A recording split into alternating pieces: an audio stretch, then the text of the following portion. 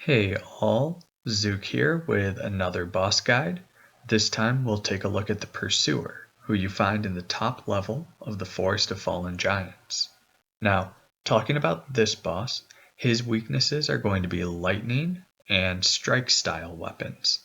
If you're looking to do lightning damage this early, you have access to one gold pine resin back in Things Betwixt. The more accessible weakness to exploit, however, would be strike style, which you can get by purchasing a club or hand axe from Malentia, as well as the battle axe or mace from Linegrast.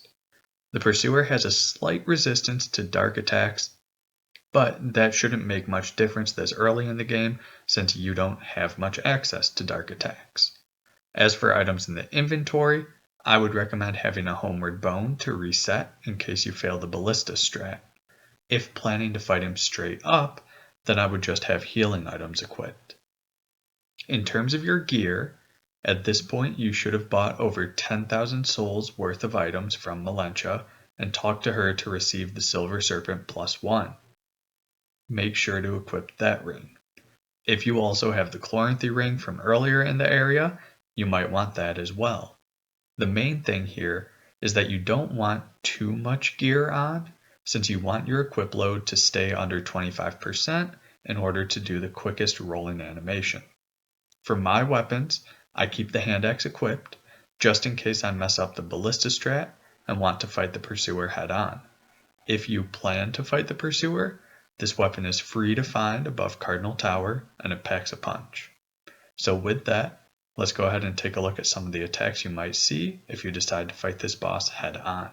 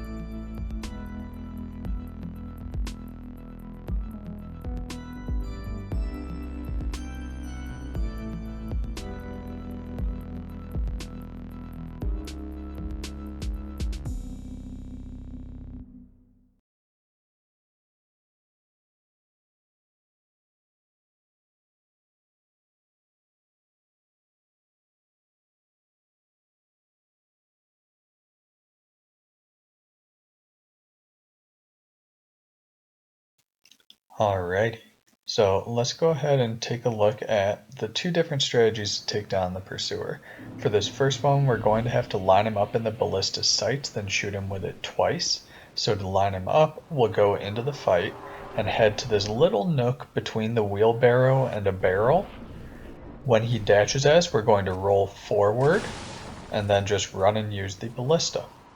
If you're unlucky, he might have recovered in time to swipe at the Ballista and break it.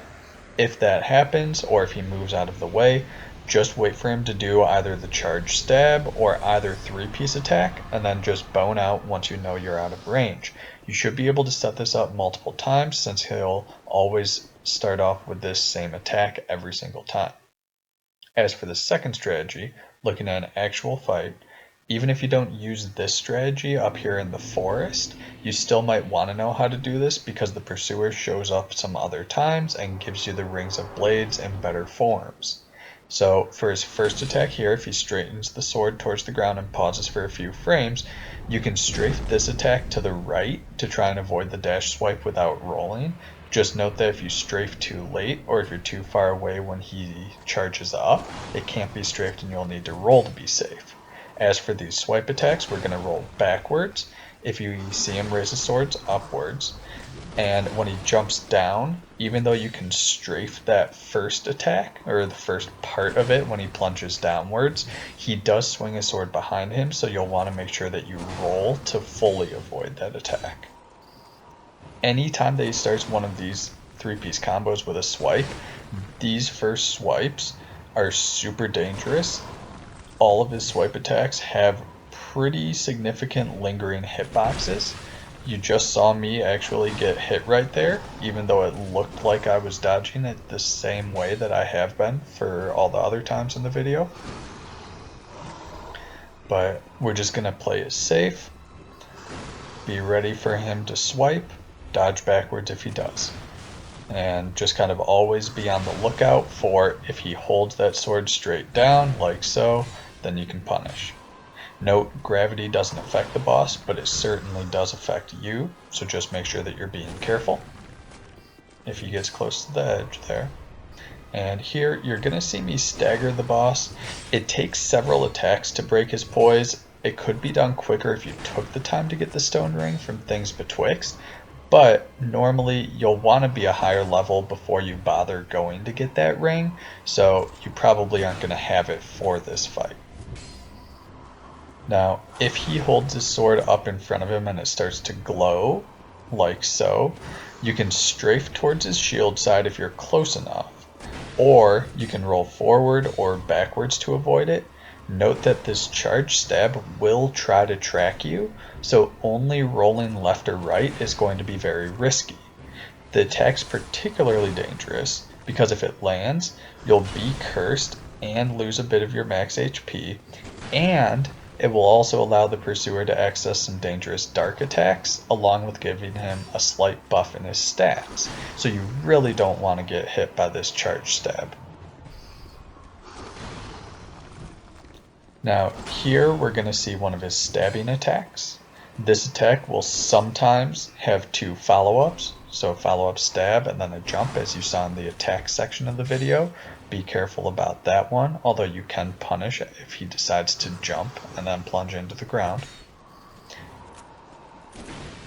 And so just remember, if you do happen to stagger the boss, go for 2 attacks, but don't over punish. He can recover pretty quickly from all of his attacks, and so you don't want to deplete all of your stamina just to have him turn around and swipe the sword at you.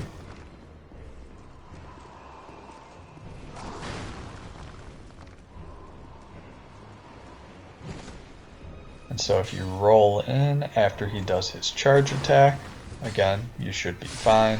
And really just strafing towards the shield is a pretty good strategy for this boss. But with that, you'll want to make sure you have, again, all of your soul gathering equipment on. And then you might also want to make sure that you equip the Ring of Blades at this point so that you don't forget it. If you didn't deal with the guys that were out there, then they would be chasing you. So just make sure that you're running on over to the nest where you can go to Lost Bastille. So hopefully this helped. I'll catch you in the next one.